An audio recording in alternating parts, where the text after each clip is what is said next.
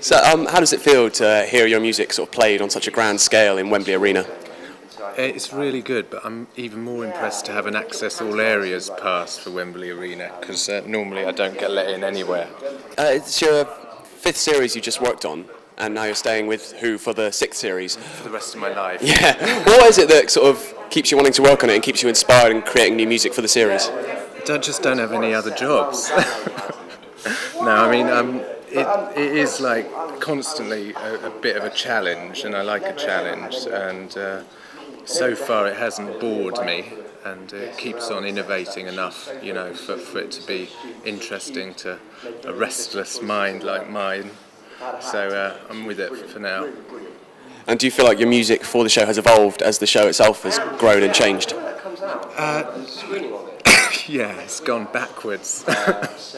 No, it's definitely been on a journey, a bit of a journey. You know, it started off. It was a little smaller in scale and a little. I mean, it's just more of a.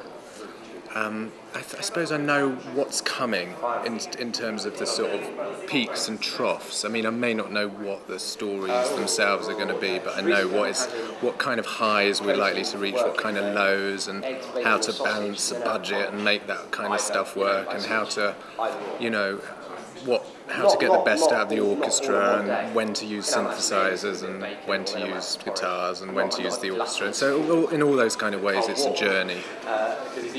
And you've scored for 3 different Doctors as well. Is it fun coming up with the Doctor themes, the individual Doctor themes each time? Well, nobody knew, I suppose, that it was going to have like leitmotif or like thematic music through it right at the very beginning. It was Judoon's just arrived. Look. There's a Judoon, isn't it?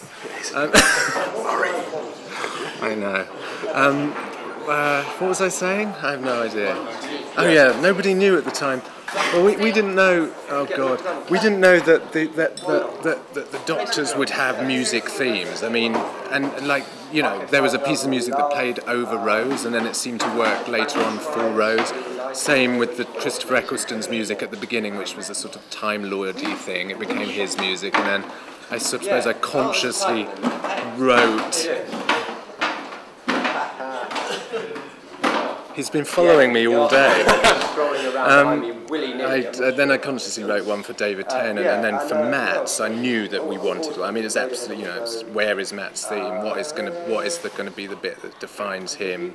And that was important, especially with the change of kind of showrunners and everything like that. Is like, let's make this as distinctive as possible. And when you had a second stab at the theme tune, was there anything that you particularly wanted to achieve or change, having already given one interpretation of the theme tune? I wanted to make it less worse. And do you feel pressure sort of every time you take a stab at that theme because it is so iconic? Yeah, stab is the right word. Yeah, and iconic might also be the right word. I mean, the first time I did it, I admit, I did use the word vandalism.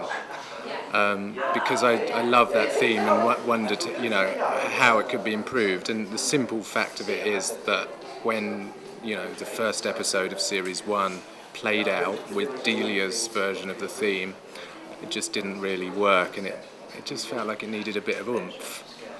And I mean, subsequently, it's had a bit more oomph.